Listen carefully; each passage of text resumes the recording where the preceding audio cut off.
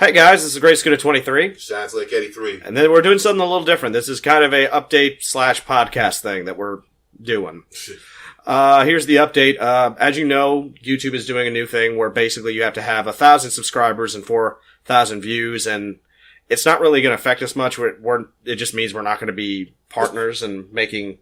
Oh no, we're still going to do our shit. Yeah, we're still going to do stuff. We're doing stuff. We're just going to be doing a lot of different stuff as well because we figure... We want to produce not just the same content. We want to do more different content. I can't really. We're not going to elaborate right now. Yeah, because we're still getting logistics and stuff. Working shit out. The only thing that I can say is that we will be doing kind of a podcast thing every great once in a while and talk about things. Random topics. Random topic here. This is an update. Plus, this is just a podcast thing. We're actually gonna review something that came out January 4th, which is New Japan Pro Wrestling's Wrestle Kingdom. Yes. Yeah. You know what? I've always watched like WWE and WCW, and occasionally hit up ECW as far as wrestling goes. And recently, like in the past few years, it's like 2 or 3 years just now, I've been getting into other ventures as well, such as Lucha Underground. Underground. It's just Lucha Underground. Oh, Lucha Underground. My bad. Okay, Lucha Underground. I thought that was pretty cool right there. TNA until it went downhill. Yeah. And then New Japan. I mean, honestly, man, when I first saw Japanese wrestling as a kid, I think the only cat I ever knew, it was 3 people from Japan I knew of. That was Taka Michinoku. Yep. Funaki. Yep. And Ultimo Dragon. Yep. Those are the only cats I knew. And then later on, you had like Kenzo Suzuki. Yeah. You had Kenzo Suzuki. You also had Arisa Asuka, Shinsuke Nakamura, Kairi Sane. And then the roster just kind of grew, and I just said to myself, who the hell are these people? In my mind, like what kind of wrestling did Japan do? So Scooter was like, hey, let's watch New Japan. Yeah, and this was his first ever Wrestle Kingdom thing, and we thought we'd talk about it and rate all the matches and talk about them. Do not ask me to remember any fucking names. Do not. I had to pick a guy.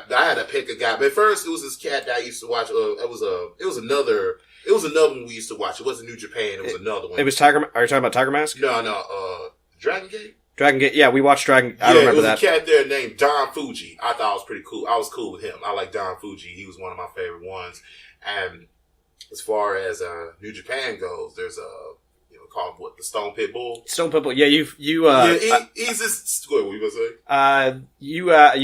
I think I was watching a custom Titantron because I wanted to listen to the music, but I didn't really I didn't really have a specific thing I wanted to listen to. I just wanted to listen to New Japan themes because they're usually really good. And so I listened to this happened to be a custom Titantron. I want to show all his best things, and he comes out and watches like, hey. I was like, oh, who that, man? Hey, he remind me of Taz in a sense. I don't know why. I guess because his stocky build. Stocky, short. Stocky build, and plus the suplex he pushed, and the headbutt, I think Stone Pit Bull. I'm thinking, like, as he do the headbutts, like, God damn, what how hard his head is, you know what I mean?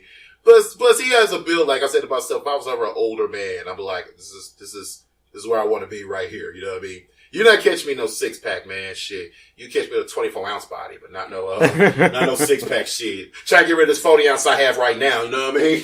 Yeah. But the show's pretty awesome, man. The match is pretty cool. Red shoes. They call it. It's a referee called Red Shoes, and he literally has red shoes. And his son is one of the young boys. And if you don't know what a young boy, young lions. It's basically the rookies of New Japan. Yeah, they basically train them in bare basics. They have to cook food for the wrestlers. They have to take care of the ring. They're there to hold on to the guardrail, as you know. The jobbers. They're jobbers. They basically don't do any specific. They have to learn like Boston Crabs. You learn basic holds, and then after a while, when they feel comfortable, they send you off to an incursion, and then you come back. And usually at that point, they have a plan for you when you come back. So grab those to the people in this incursion. Incursion. Like they'll go to like I know like Hiromu Takahashi, who was a former junior heavyweight champion, who used to be a young lion, and he went to an incursion in Mexico and created his time bomb character after he came back, but he had some great matches with Dragon Lee, who was a luchador that down there, and they just killed it. And when he came back, he became Dragon Lee. Yeah. I always felt when I heard Dragon Lee, I can't help but to think that's like someone's knockout version of Bruce Lee. Like, you make a character in a video game that's similar to Bruce Lee. It's like, we call him Dragon Lee. Like if Dead or Alive or a fucking... Matter of fact, I think there's a character like that in the game called World Heroes. It's SNK, fighting game. Yeah. Basically. I think his last name is Lee. They call him Dragon. I wonder if it's Dragon Lee. But anyway, I'll have a look at that another time. But anyway, that's what the young lions do. They go in, they learn as much as they can, they get better, not only understanding the business from not only from a technical side, from a character side and everything. They just learn what they want to be, and they then come back and that's cool. they come. No, that's and it's not cool. not just Japanese people are young lions. They've had people from New Zealand, the Tongan Islands, from Australia. People come all over. Some even from America. Some from America, actually. Yeah. Yeah. I mean, Japan don't discriminate. They're like, bring them on. Yeah. Rich Swann, I believe, was part of New Japan, right? Was he part of New Japan? He was part of Dragon Gate. Never mind. I don't know if he was in New Japan. I'd have to research more because I'm not right. too. But I know he was. There's a lot of federations out there. Man. There's a lot of wrestlers. I just remember his work in Dragon Gate USA and Dragon Gate and just regular Dragon Gate as well. I mean, like I said, man, the Wrestle Kingdom. I was kind of. I think my first screw up when I first watched it was I was trying to compare and contrast with WrestleMania, which is a totally different company, and I had to remember, this is a different company. They're gonna do things differently, man. They're not gonna be as flashy as these other guys over here. They're not gonna do like, but at the same time, they did the damn thing. I mean, I was impressed. I loved the show. Overall. Matter of fact, Taka Michinoku was there. I ain't gonna lie. When I first saw him, I was like, "Who the hell?" He looked weird to me, man. And his lips got bigger. I feel like his lips got bigger. It just looks weird to me. He looked weird to me, but not weird. But he was different from the image I've known him as since he got older. He's like in his 40s, right? And then the blonde hair didn't really help. The little blonde highlights didn't really help me recognize the motherfucker at first. It was like, what the fuck? He actually owns his own dojo, Kayente Dojo. I remember they were talking about that. That was like around the time that he left WWE. I heard about that, and I mean, like I said, he paid his dues, man. From what I've seen him wrestle, he's actually a pretty damn good wrestler. You know what I mean? And it's just amazing to me that wrestlers like that, they didn't really get that hardcore push in WWE. He just came in at a wrong time because back then it was the Attitude Era and they were focused more on promos and characters like muscle-bound characters. And anybody that was from another country was pretty much the foreign SOL. enemy. The foreign enemy, you said stuck out of luck? The SOL, yeah. Stuck out of luck. Shit out of luck. Shit out of luck. Shit. But yeah, that was he was, and I remember him like, what was it, the Michinoku driver? Yeah. Yeah, basically. People call it the Falcon Arrow now, but hey, Michinoku driver. That's what I call it, the Michinoku driver. Yeah. Shit.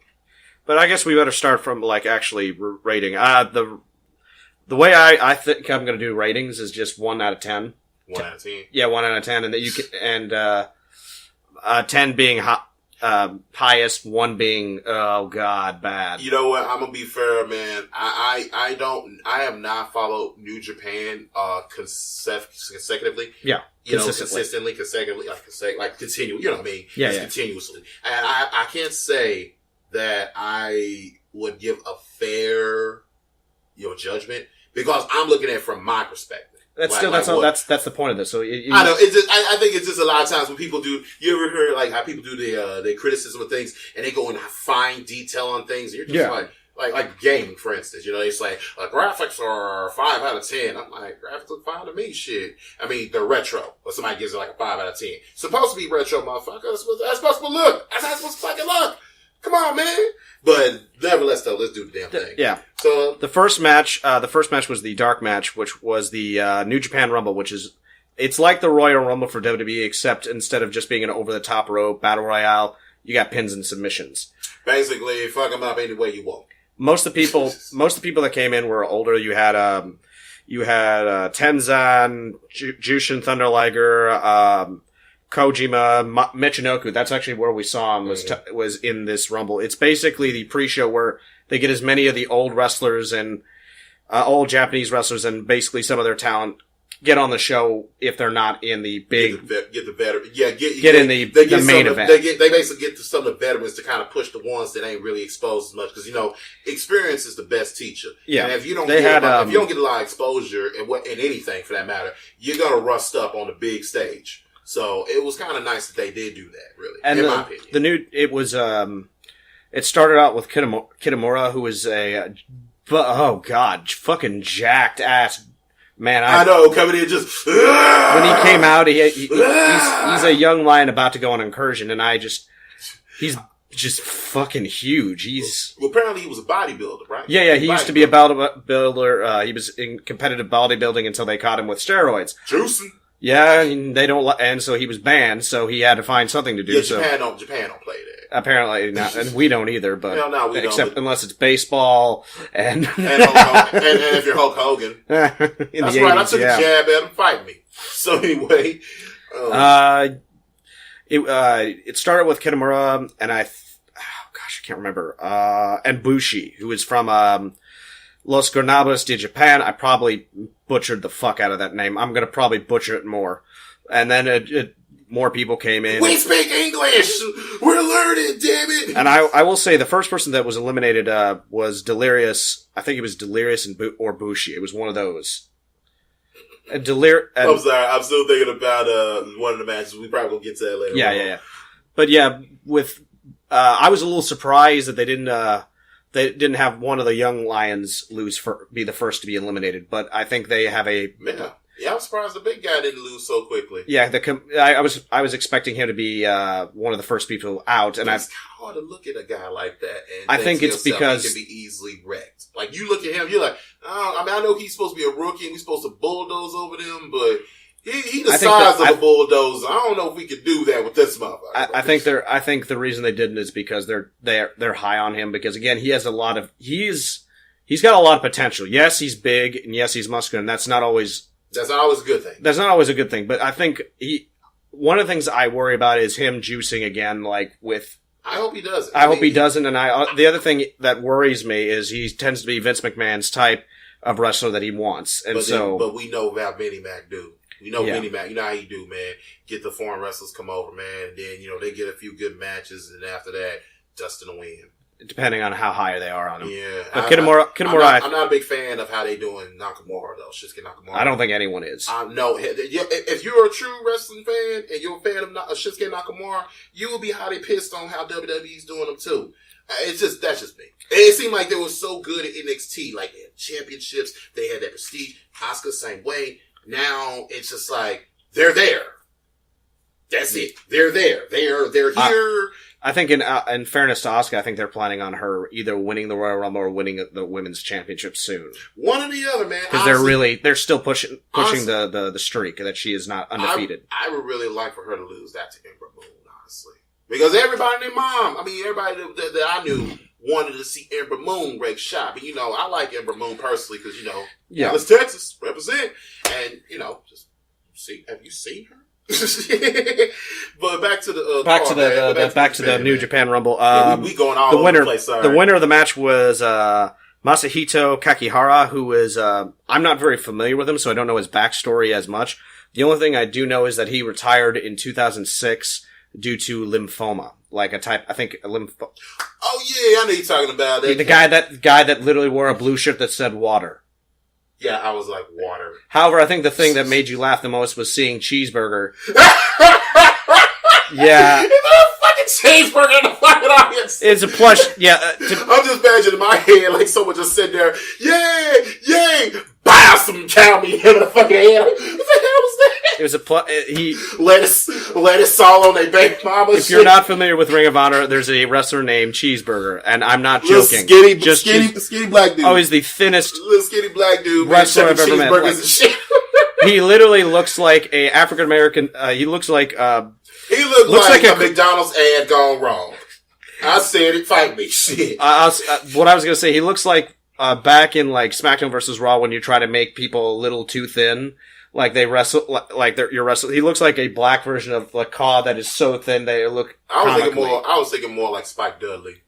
Like a taller, lankier, but black. Black. But he was cool. He was he was actually entertaining. He was the last person to be eliminated. Their gimmicks, like the thing I've noticed about Japan, about New Japan or just Japanese wrestlers, they have these comical wrestlers that sometimes win. You know what I mean? And I like that. Like Toru Yano. Like who? Toru Yano. I'll tell you. Oh, okay. I've honestly, man, the most I've ever indulged in New Japan, honestly, before Wrestle Kingdom, was a few matches here and there that Scooter showed me, and Tiger Mask W. Yeah, we watched the Tiger Mask W, not match, the anime. Anyway, sorry. Look up Tiger Mask W. If you have Crunchyroll, it's on Crunchyroll. Yeah, it's pretty awesome. It was overall really good. I think my one complaint was was literally near the end was that I didn't see. There was a part of the match where a lot of people got eliminated, and I feel like it was a little rushed at the end. But I say it really was. It was at least near the closer to the end. I do like that time limit and whatnot. Yeah. Because they had pre-show, yeah. But I'm happy that it ended on such a high note, especially with Kakihara, who survived lymphoma and was able to get back in the ring after so long. I think it was a great feel-good moment. So if I had to give a rating, it'd be a 7. Lymphoma won't keep this motherfucker down. It was a good match. A 7 being like not average, but like above average. I would say the only reason that you would say average on that is probably because when you do the pre-shows, they do especially good. WWE. They tend to be they're not going to push their best in a pre-show or not allowed to. Right, like a WWE. Because I mean, think about it. You got this main card right here, and then everybody's looking for that. Then all of a sudden, this dude do something amazing. It's like, man, fuck them other dudes, man. Get this fool back in the ring, and it's just like, oh, that promotion for nothing. But I really enjoyed the match. I'm going to give it a 7. Actually, 7.5. It's just 7.5. It was a fun match. It was. I'm gonna be weird and give it an 8 only because cheeseburger is hilarious. Cheeseburger, just because of cheeseburger. Okay. Man, I'm sorry. It's just. And to see Taka Michinoku again in action. It was nice to see him, and even though him and his group, with Suzuki going with El Desperado and Kanemaru, kind of ganged up on poor Chase Owens and just that was so fucked up. Shit out of him. That was so fucked up. Like he just sitting there like, all right, man, we got another guy that's gonna attack this dude. Nope, one of his teammates. All right, we're gonna get another guy. Nope, his teammate. I said, oh, come on, they got the whole stable against this dude. I think there's only one thing I want to say, and this is not. I like Yuji Nagata, who is the guy who is known as Blue Justice. Mm-hmm. He was, that's his nickname. I like him, but I wish, this is just me, I wish he wouldn't have like gray or white things near his legs, because for brief moments, the way he has it hiked up and the way it looks like a blue ass diaper.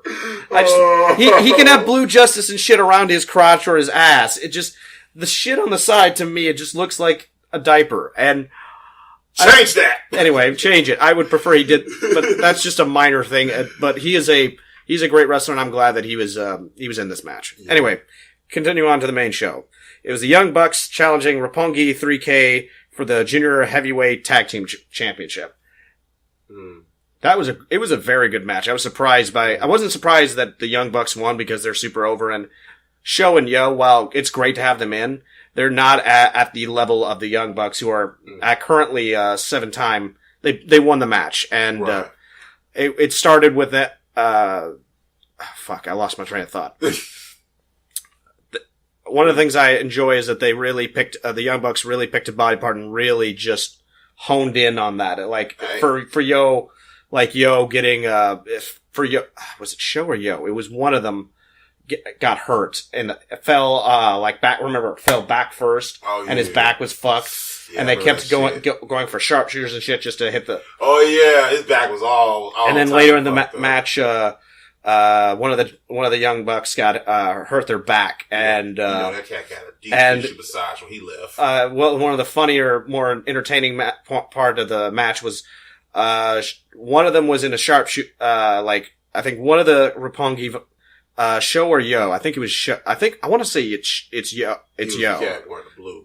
Yo with the blue hair. Yeah, I think it's Yo. That was the one that got. Yo was in a sharpshooter with Nick Jackson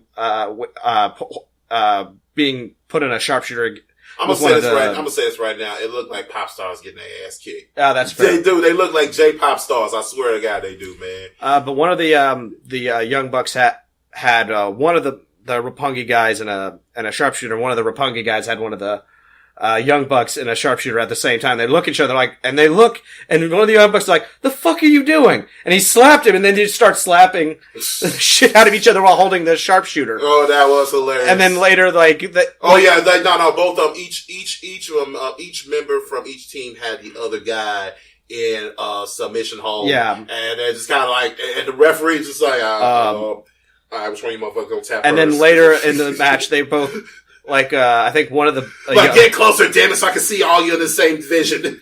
Like, one of the Young Bucks later in the match, kicked one of the Roppongi guys in the back, and then the Roppongi guy's like, "Well, fuck you," and kicks his partner in the back, and then so it was a constant... It's like, please stop, he's beating me! And they both had enough, got up, and just knocked the other one out. And eventually, the Roppongi lost their titles to the Young Bucks via submission by a sharpshooter, and it's very comical. I mean, the wrestling in this right here, it has these very comical moments, even with non-comical wrestlers. It's very entertaining, really. I would say if you try to branch out from your regular WWE or TNA or any form of wrestling that's American, I would say try New Japan, man. Dragon Gate, even, but we talk about New Japan right now. We can name other things, but New Japan. The Young Bucks, I think, did a very good job, and I hope that they at some point get moved up to the heavyweight division. I think they deserve it. Yeah, they're really good, man. They're really good, and they're really good heels, man. Yeah, they're really good, obnoxious heels. They're all pretty good heels, honestly. That's one thing I like about New Japan. Their heels make you like, ooh, I want to get in that ring and beat his ass. That is good. Like, you looking at me? Is he looking at me? No, he's looking at the camera. He look like he's looking at me. He want his ass whooped. That's what he want. Anyway. So I give a rating of, if it was a great opener, I would say 8.5, almost 9. I'd say close to 9. I give it an 8.5, man. You too? Yeah. Same reason? I guess, man, because like I said, I am not familiar with New Japan. Like, this is probably the most exposure of New Japan I've ever pushed myself to watch. This is the most I've ever seen. So that's just, I can't really put a strong opinion on these guys. Now, there is a match. We ain't got to that card yet, but there's another match in there that I want to see. We all know about that one. I would just jump right into it, but we talk about everybody else. Yeah. Well, I figured we started. The next match was for the Never Open Weight 6-Man Tag Team Championship. It was a gauntlet match, basically one team versus another team. Whoever lost, they'd go in the back, and then the next team would come in. It was for that. Mm-hmm. It was the Bullet. Mm-hmm. Yeah, there was the Bullet Club. It was Bullet Club's Bad Luck Fale, Tamatanga, and Tonga Rio defending their belt against Chaos's team, which was the Stone Pitbull, Tomohiro Ishii, Toru Yano, and Beretta versus Suzuki Gun's. Hold on, let me see the piece. I can't remember. Suzuki Guns. Yeah, who was it? Oh, Takashi Izuka. Oh yeah, the crazy. And Zack Sabre Jr. Yeah. Zack Sabre Jr. is pretty cool, really, man. I loved Zack Sabre Jr. Well, not love, but like I think he's really good. And then there was also Michael Elgin and War Machine, and War Machine's last match before they got signed to WWE. And don't forget Juice. Juice Robinson. And Taguchi Japan's team of Taguchi, Togi Makabe, and Juice Robinson. For those of you that are familiar with NXT, CJ Parker. Yeah, Juice Robinson. Juice Robinson He's gotten over, man. He is really good. I saw like Juice. It started. Oh, I was like, okay, he's about to do it, and then the motherfucker jumped in. Okay, you get some too. Juice. And another guy jumps in. Bitch, you gonna get it too? Juice. Hey, if you didn't know who Juice was that day, you knew that fucking day right there. But that was later in the match. Actually, it started with Michael Elgin's team versus Suzuki Gun, and surprisingly, Suzuki Gun won the first. They beat. They won via referee stoppage because Zack Sabre Jr. put Raymond Rao in a I think a chokehold and choked him out. Yeah. And the referee stopped the match, and then it was Chaos who they It was Chaos's group, and they had a good match, and then Toru Yano pinned them. You told me Chaos. You said Chaos was a face group, right? It was originally a heel group. It was actually Shinsuke Nakamura's heel group when he was a New Japan champion in New Japan. That's why I found it weird when you said they were a face. I'm like, but the name Chaos. I know.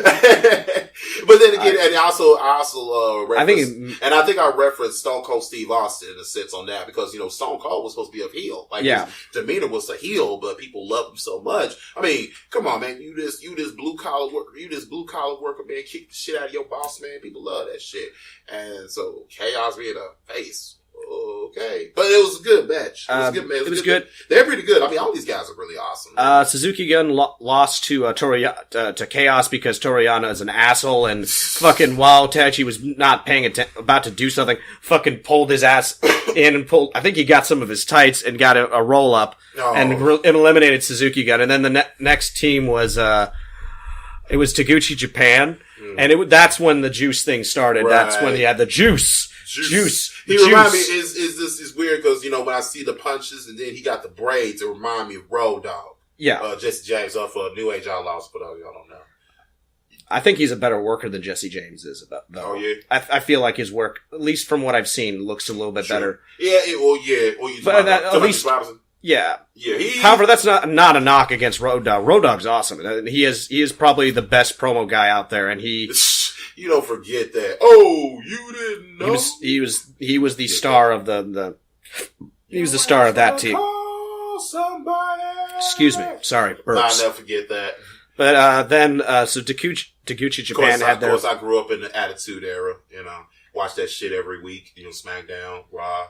Before the main shit came to like mainstream television, I didn't have cable when I was growing up. So a lot of Raw, a lot of wrestling I missed out on because it was all cable based, and I only got like the mid low cards on the weekends and shit. And then it was nice to kind of get a view of everyone else. And then same thing with New Japan. But like I said, that match there, I don't remember much about that match because I'm on the one that we about to talk about next. Okay, what happened in that one? Toru Yano again rolled up he rolled up Taguchi, who is a comedy wrestler who was known for his coach gimmick, where basically he just was like, everybody come on, and Togi Makabe and Juice kept fucking running over running and hitting the guy in the corner, man. With the clothesline. It was so gimmicky. But it worked so well. I mean, let's be real here. You have seen Japanese commercials for ointments. Yeah. Basic acne cream. I'm like, wait, did I just watch a movie? Like, I don't know. I want some acne cream. All of a sudden, I don't even have acne. I'm going to get the cream. It's not even here. It's in Japan. It's like, I'm going to get a plane, fly to Japan and get this shit because you had a kick-ass commercial. So, Taguchi lost, and then it was, of course, the champions who were last, and they had a fairly good back and forth, and Beretta was the one who got the pin with his, what does he call it again? Hold on, let me look.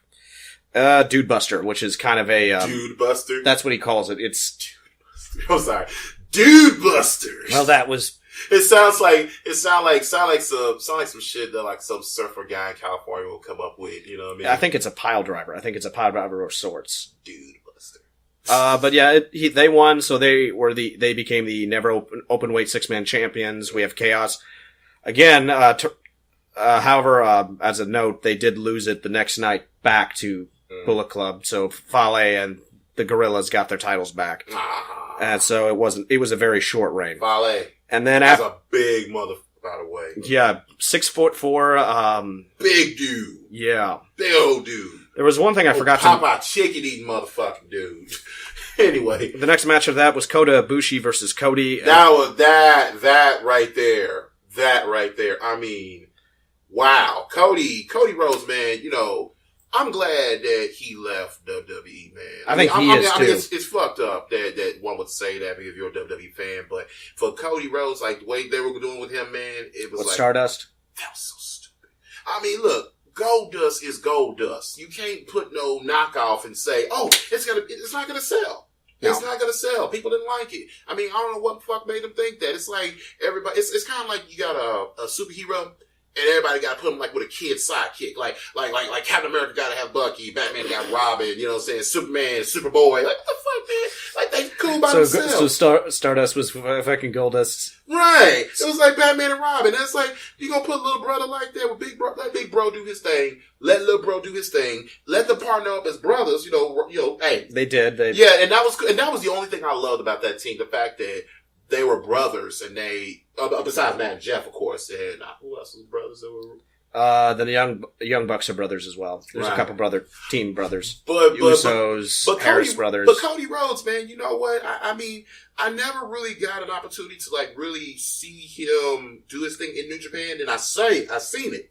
And he had his girl with him. And he had his wife Brandy with him. Brandy bad, bro. I'm looking at Cody like this. Hey, Cody, don't fuck up. Yeah, don't fuck up. I loved how when they came to the ring, she was just like, I'm the most beautiful, sexiest woman in the wrestling. Cocky as fuck. If you disagree with me, you're a fucking mark. I'm like, damn. And I'm just like, Jesus. And you know, it was funny, man. Of course, she didn't say that. We had brought this up, man. We had brought this up, like the Rhodes family have often done much work with African American talent. So it only would make sense that one of them would marry a black woman. At some point. I found that hilarious. I was like, you know what? It makes sense. Like, they work with Booker T. R-Truth, now Cedric Alexander. Yeah. You know what I mean? But seriously, but Cody Ibushi, though. For those of you that watched the 205, actually, it was the Cruiserweight Classic. Cruiserweight Classic. He never signed with That's right. I'm sorry. I meant to say the Cruiserweight Classic led to 205. Yeah. But yeah, he was in the Cruiserweight Classics, and he did damn good. I mean, Kota Ibushi, you know, he reminds me of that hardcore go-getter that's just like so pumped, that gets pumped up, like just, yeah! Because if you watch his taunt, you know what I mean? It's nothing flashy. It's so generic, but it works for him. It does. It really does. And plus, he's not a bad wrestler. I mean, his kicks, Jesus, do not get kicked by that dude. And there was a spot on there where Kota Ibushi, I think hit Cody Rhodes, but accidentally hit Brandy, and oh man! And he's just like, oh no, I hurt Brandy. He picked her up to like being a gentleman, and Cody fucking kicked the shit out of him. Like, get the fuck off my wife! And then afterward, he leaned over to check his wife, who was. They both faking like a motherfucker. Yeah, you find out she was faking being hurt. Right. I mean, it was a great heel move. Because she's a wrestler. She takes them hits. Yeah. Did she go against male wrestlers in the past? I don't know. I know she had a brief TNA stint when Cody was there. Oh yeah, but still though, she's But yeah, I mean, come on, man, you in wrestling that much, man? I doubt that's gonna be knocked out that easily, shit. But it was a pretty cool match, and I was actually stoked about it. I mean, I the truth was, man, is that I watched the match that I was looking for was the Kenny Omega versus Chris Jericho, which we'll get into. We'll get to that in a second. I know, but still. The winner of the Kota Ibushi, Cody Rhodes match was, of course, Kota Ibushi. Yeah. Actually, originally it was supposed to be for the Ring of Honor title, but Cody lost it to Dalton Castle, I think 2 weeks before? Or a week before. It was it's kind of like going into a Vegas Stakes gambling scene and be like, yeah, I know I was gonna bring 10 million, but I lost that bitch on the bus. It drove off. I tried catching it. I called the customer service. They said, fuck you. And I think they spent my money. But nevertheless, though, it was a great match. I'd give it close to a 9. I'd give it close to a 9. I would say 8.75. 8.75, yeah. 8.75. 8.75. Yeah. It's really hard to do 9s and 10s in this bitch. I mean, honestly, it's really hard for me to give a different rating. 10 is like perfect, and 9 is like, it was good. Right. But anyway. The next match after that was Los Granadas de Japans, Evil and Sonata challenging Killer Elite Squad's Davey Boy Smith Jr. and Lance Archer for the heavyweight tag team championship. Now, for those of you that are not familiar with Davey Boy Smith, you probably know a wrestler by the name of the British Bulldog. That's his son. He had a brief stint in WWE. Big dude, by the way. Yeah, he was a tag team champion. Buff like his daddy. He looks like his dad. But with blonde hair. Now with blonde hair. He dyed his hair. Yeah, but he left WWE and formed the Killer Elite Squad with Lance Archer, who is a former TNA and WWE talent as well. He looked like a bounty hunter. Like he worked with Dog the Bounty Hunter. Yeah, he does. Got that fucking cat. Well, it's from Dallas. He's actually from here. Oh, yeah? Yeah, and I will say that Lance Archer, I liked Lance Archer when he was in TNA. I was unhappy that he was underutilized in WWE because he's a good wrestler. And I just think they didn't know what to do with him, and that surprises me considering how tall he is and how big he is. Yeah, you would think you would have something great in mind for someone of Brock that. Lesnar, but Samoa Joe, they could have any of the cats. Lance, but yeah, he is really coming to his own. I love his tag team with Davey Boy in the ring. Lance does this thing when they come out. He has this just bottles of water and he spits in people. I had some issues with that, man. I get the whole spectacle, but I'm like, bro, you spitting on me. I mean, I know what they're doing. Spitting on the audience. You're still spraying them with water. On me, bro. I mean, spraying them with water, of course, kind of like what Triple H does in his intro. But at least Triple H shoots himself with it. His motherfucker coming out there just splashing the shit. I'm like, there are people out there that need that water, and you're just gonna spray it. Shame on you. I kind of wanted Kakihara to come in and just kick the shit out of him for wasting water. It's like, how dare you! But yeah, they also, one of the things that I noticed that he does nowadays is when someone calls for their opponent, he literally turns around and yells, "Shut up!" And he just screams, "Shut up!" like every time someone cheers for someone. Cheers opponent on. Yeah, he just yells, "Shut up!" And he's just really, I want to say that you guys are really a good tag team. It started almost like, I thought it was going to be a squash for a brief second because they fucking were kicking the living shit out of Evil and Sonata, all around the arena. They started with their finisher, the killer bomb, which is a full Nelson power bomb, double team maneuver, and they hit Evil, and I think they hit Sonata with it twice. Right, once at the beginning and then later near the end of the match. And I thought they were going to win, honestly. And they actually pinned him, and for a brief moment, everyone's like, okay, well, I guess this is over. And Sonata fucking kicked out. Like, get off me. And everybody, like, the entire audience were like, oh! Like, I know, right? And Nani? I wish the camera was closer to Davey Boy's face, because I felt like the impact would have been more. Right. But I think that's, because I feel like if I looked at his face and see his eyes just widen. Like, the fuck? I feel like that would have been a lot better. Right. But again, that's a production issue. But it was Work on it. I said it. Work on it. I would say that it was a great match. I would give it a 7.5 because again, it was really, I wish it wasn't so squashy, but and again, that's just a personal thing. I understand why, because again, those are big motherfuckers. You can't realistically think that these two big motherfuckers are going to just take that ass whooping like, it hurts. Or gonna have. Right. But it was great. Sonata and Evil won. So not only did they win the World Tag League, but they won the world title. Wow. The tag team titles, in their first reign. And I always thought Evil was like a singles competitor. He was. He actually is challenged for the Intercontinental and I almost said WWE, New Japan world title, multiple occasions. He actually beat Okada in, the champion in G1. And that's what I was looking at. Yeah, and he had a match because of that. Yeah. And he lost it, but he still had a match. But I think they needed a tag team. I give it an 8. You said 7.5? I say 8.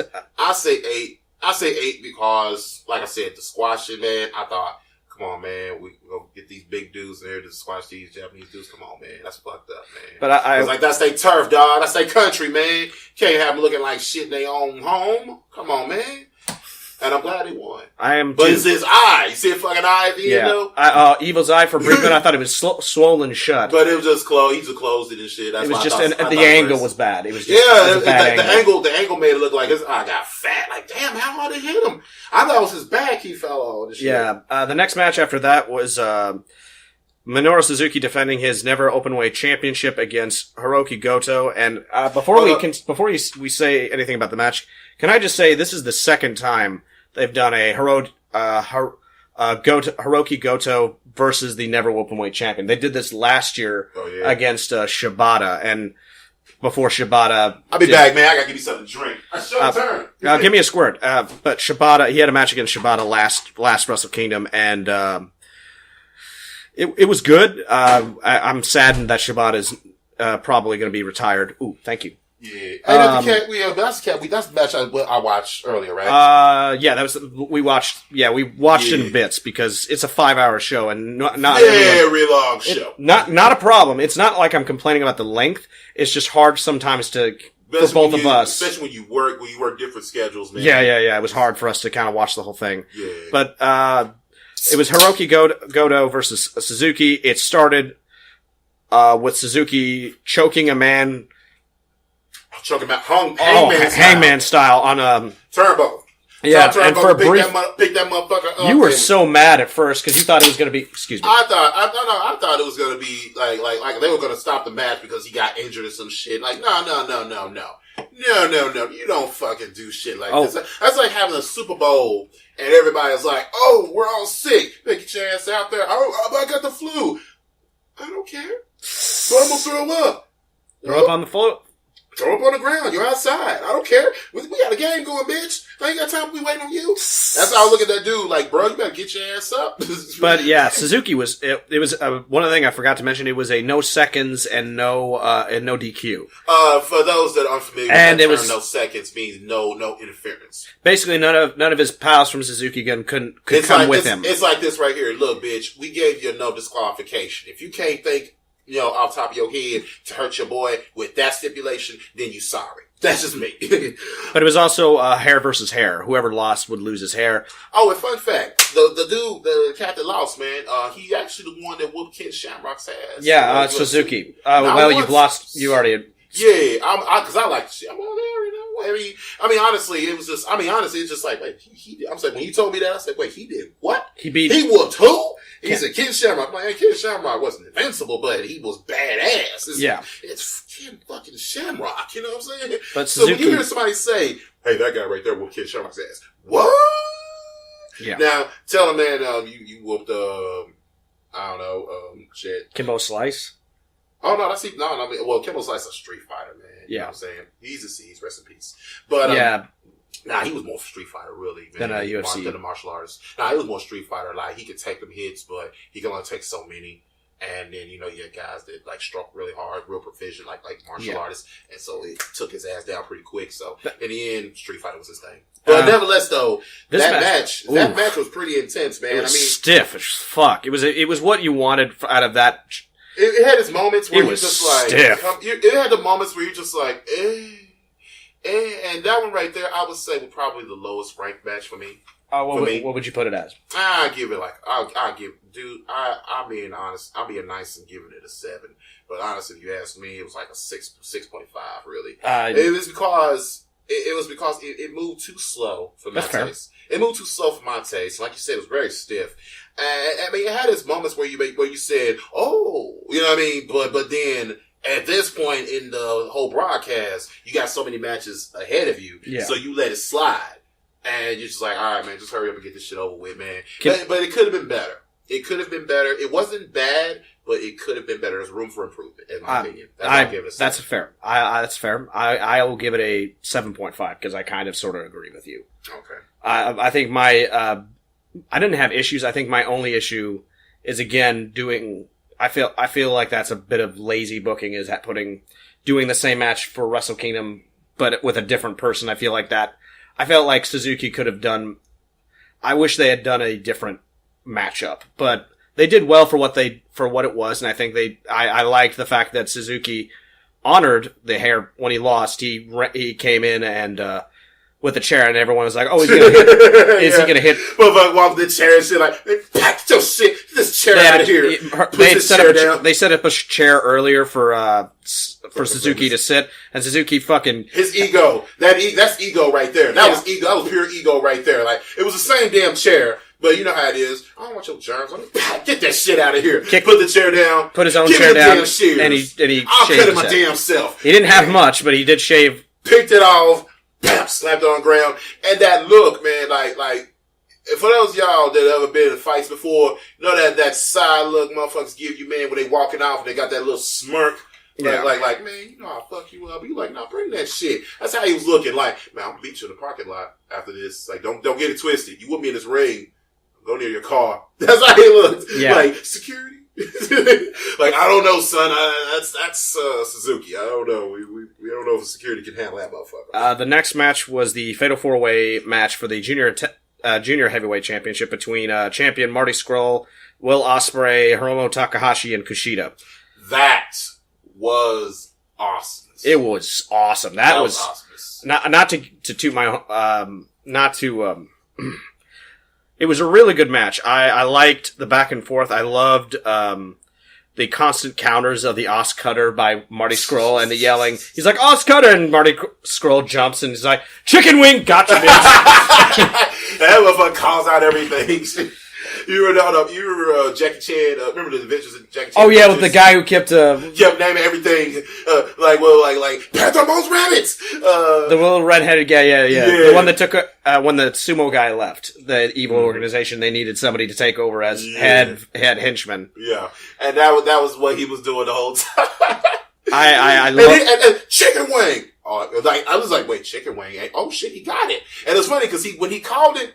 He did it. Yep. He did it. I was like, okay. Also, he did his normal spot where basically he breaks and air quotation breaks the fingers of the opponent. He did that to Hiromu Takahashi in the outside. He also tied him up with tape. Stomped the shit out of his fingers. Everyone had a chance to and he was such an asshole too. Like, he comes in, man, like he was a champ, right? Like, yeah, he comes in and everyone's fighting. He gets in there. He's just like, oh no, I ain't doing this right. Yeah, at the beginning, he literally, the bell rang and he got out of the ring. He's like, you guys fight. Go. Right. And they continued on. Kept on going in, fucking with him, and ran back out. And the minute someone pinned, he'd jump in and kick them and quickly run like a little chicken shit. And then everybody like surrounded him and shit. And finally, both Kushida and Will Ospreay are like, fuck this shit. Like give us a minute. One second.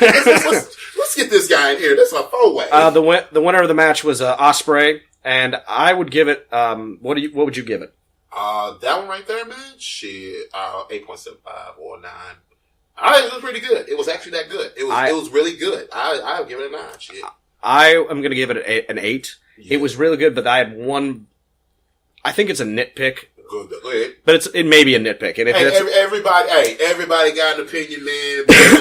I loved all the spots were good. It wasn't the problem with the spot. It was just a spot, where Marty Scurll, after he did the finger snap to Hiromu Takahashi, went up to do the same thing to Kushida and Will Ospreay at the top rope, and they counter it with their own finger break, but you heard no sound, and I was just like, I wish they hadn't done that. I wish they had just punched him, or done something else other than Marty Scurll's finger break, because they can't do it like he can, and there's not like there's no sound. Right. So it was like the beta version. It was like someone trying to do it. It was like, okay, we're gonna give y'all silver medal of this right here. It was like the second rate version of the shit.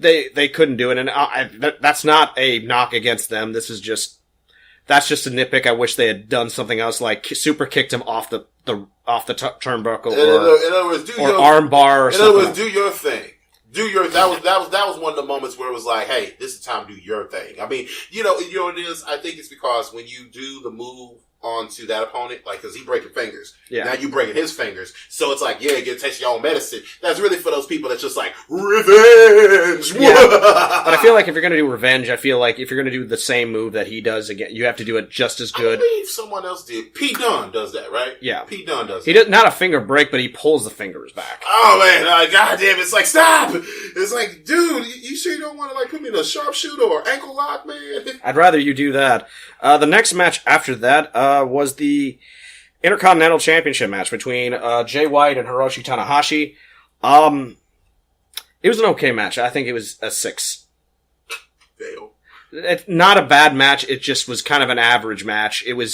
I feel like they could have done this on regular TV instead of on a Wrestle Kingdom show. It didn't feel as special. Right. Especially since Jay White lost and they had just introduced him and his first match was literally a loss to Hiroshi Tanahashi, which isn't a knock.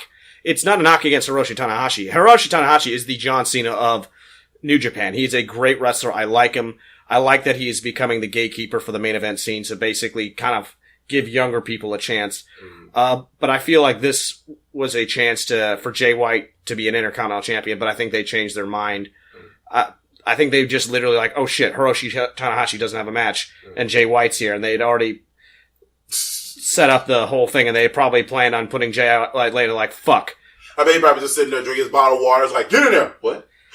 There was a scene. My time to shine? Yeah, and and I will say this, Jay White's a good wrestler, and he held his own, and he did okay, but I think, there was a scene, wow. There was a part where he was slapping him, are you the ace, and he's like, and you hear Hiroshi go, I'm the ace! And it just made me giggle a little bit. Right. Because it unintentionally sounded sexual, and it just made me just snicker. I'm the ace. Oh my god, now you said it, I was like... But, Hiroshi Tanahashi beat Jay White clean, and, I don't remember that match that much, honestly. So you're not going to put a rating on it? I can't, because if I don't watch a match fully, it'd be unfair. Okay. It'd be unfair. Yeah, the next match after that... I think I went to the restroom around that time, yeah. The next match after that was the Kenny Omega versus Jericho United States Championship. Honestly, that was the only reason why I wanted to see it, really, because I love Jericho. I love Chris Jericho. I love Undertaker. Undertaker is my favorite wrestler of all time, honestly. But, if you were to put Jericho in that list, I would not be upset. He's a great wrestler. He has a wonderful career. I hear, from what I know, he's a really awesome guy backstage. Like, almost everybody loves him. I say almost because I don't know anybody hate him, but from what I know, a lot of people love him. Kenny Omega, dude, I didn't even know who he was at first, and then all of a sudden his name just popping up everywhere. I'm like, who the fuck is this Kenny Omega cat? Like, who is this dude? Who is this dude? So, I watch it, I'm like, oh, that's the dude. Yeah. Okay. And it was a good match. It's weird because a lot of Wrestle Kingdom had a lot of heel versus heel matches. Yeah. And it was just so weird. It's like, in WWE, they don't do that very often. There was a lot of heel that is true. You can't boo. It's hard to boo. It's hard to boo. Both of them. You gotta cheer one on, but you're gonna boo them next week. So and Jericho did a lot of great things, like stealing a cameraman's camera, taking pictures while flipping the audience off. My! He did not. He slapped the shit out of red shoes.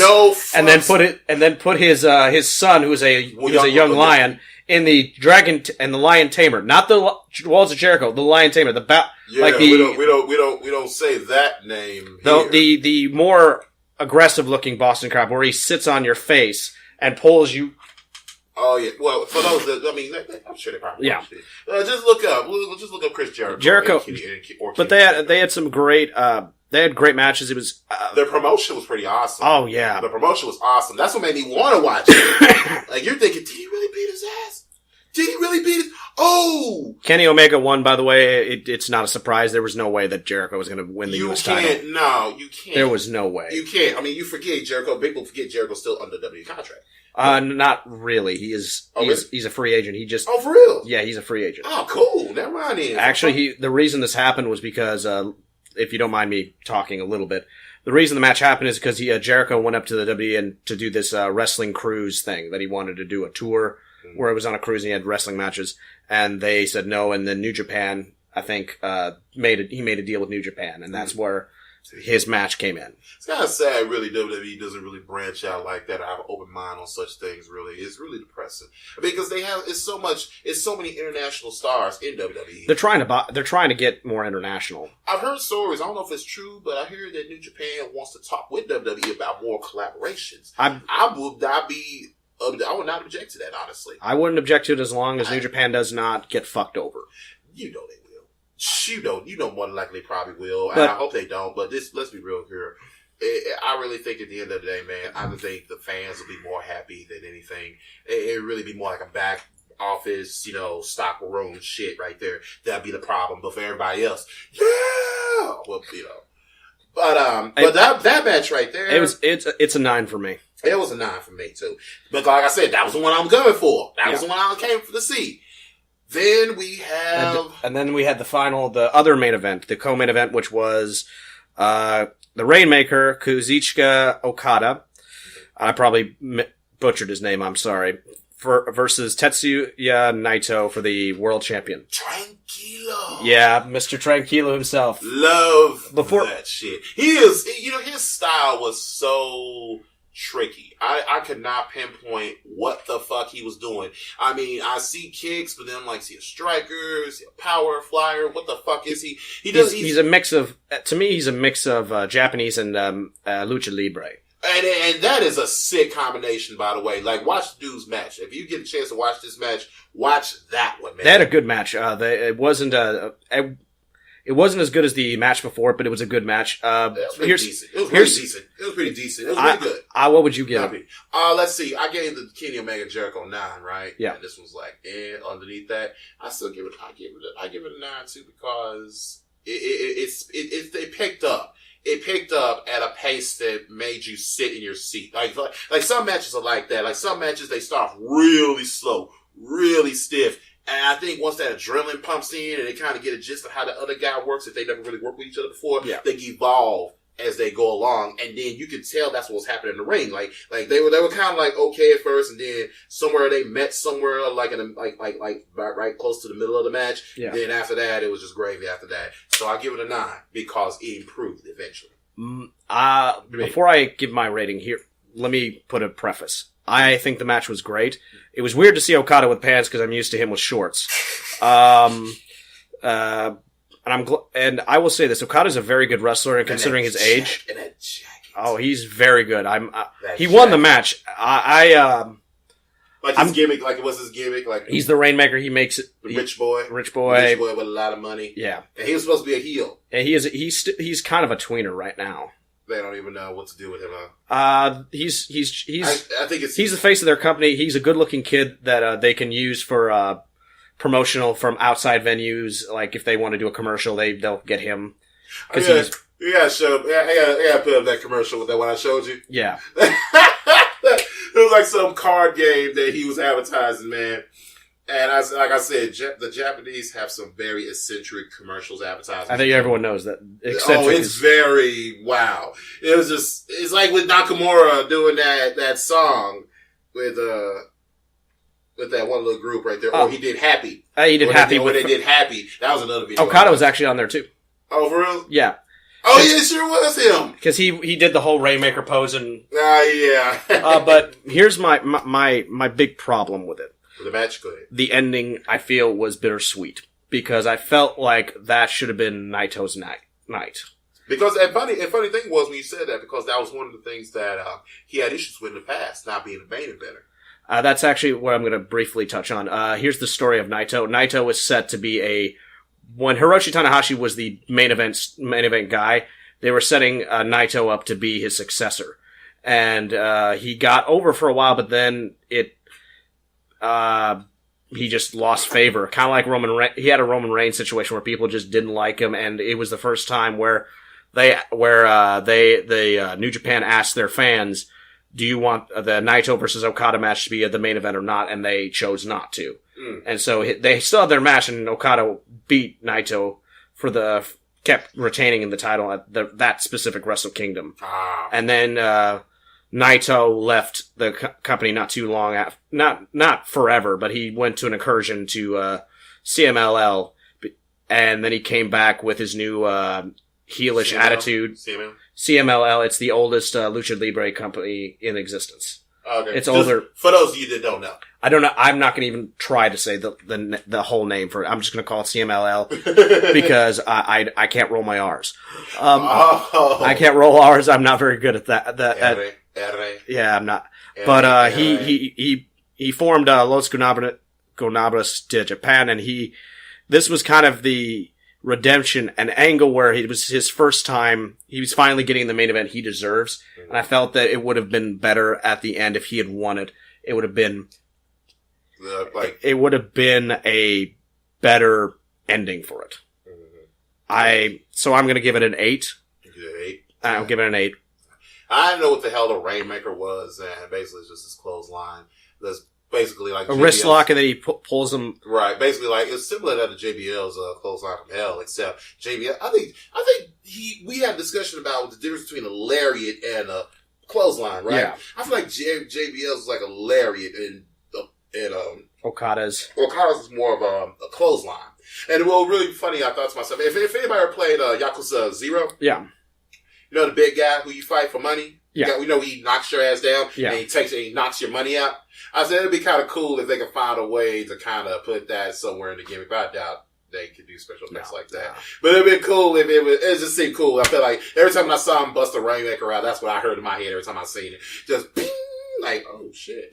But it was pretty cool. Overall, the show, I'm going to give it a 9. The show was awesome. I give it a 9.5. 9.5? I give it a 9.5, man. I'll give it a 9.5 only because it was something brand new from WWE while I was watching. It's something brand new for them.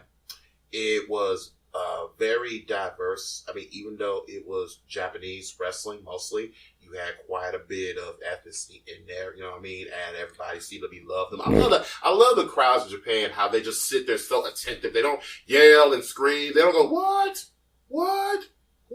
Yeah, that gets annoying. That gets annoying after a while, and everybody just silent, like they're just really engrossed into the match. Just, what's he gonna do next? Oh, and they get pumped. I love that shit, man. I love it when it's like you gotta before the audience can feel you, you gotta feel yourself. And I feel like the wrestlers, when they do their thing, they really are trying to commit to who they are in that ring, and it's that right there that I can see. Just from their matches, especially the guy, I forgot, what's the guy's name? The one that does the chops. I forgot his name. Kojima. Love it. It's so gimmicky, but it's fucking awesome. Just, you want some? Bah, chop me. Yeah. Bitch, let me show you how to chop. Yeah. Oh shit. And it's pretty cool, man. But, like I said, New Japan Wrestling, y'all. Check it out, man. I mean, I don't know. How do you get a hold of it? There's an app. Not an app. You can go to if you type in New Japan World, you can get it for $10. $10 a month. And you can watch not only just in Wrestle Kingdom, but all New Japan's, content from the past and onward. And by the way, it is worth it. Including house shows. It is worth it. I would say, hey, listen to me who I'm telling you as a person who is just now getting into New Japan Wrestling, it's worth it. You know what I mean? Get that shit and indulge in that shit. Love it, man. And we are not paid by them. We're not paid by anybody. Hell no, nobody pays us, man. But I think that's going to be it for this podcast. Next time we do something, will probably be more gaming related. They can give us $20 or something, man. You know what I mean? A bag of weed. I mean, I'm just saying something. Damn it. I'm sorry, TMI. But moving on. Something, shit. I mean, a video game, a t-shirt, a sock, a keychain. Los Granadas de Japan hat. A mask even? Cool. Can I at least get a picture of Naito doing the tranquilo? Can I get a shot of that at least? Something? No? Well, guys, we're gonna take off. Thank you guys so much for listening. We hope that you enjoyed this. If you have any suggestions for content you'd like to see or games you'd like us to play, please make comments down below. Please like this video. Please subscribe if you enjoyed what you saw. Follow us on Facebook. We do have a Facebook page. It's at the bottom of the description. We'll see you guys later. Thank you so much for listening.